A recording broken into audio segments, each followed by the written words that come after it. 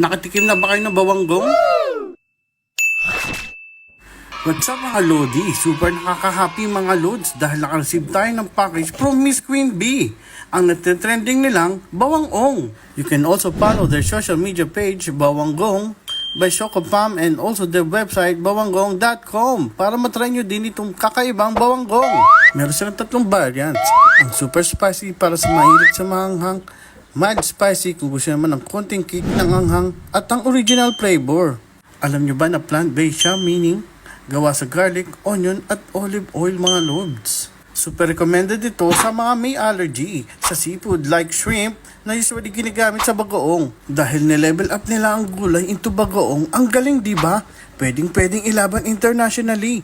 At dahil mahilig ako sa maanghang, ang pinaka-favorite ko sa lahat ay ang super spicy. Tara, at husgahan na natin. Napaluto tuloy tayo ng kare-kare. Pagdating sa bagoong, medyo pihikan ako. Gusto ko talaga yung quality. Grabe, inag-break yung lasa ng kare-kare. Hindi mo akalaing plant-based siya dahil sobrang lasang bagoong.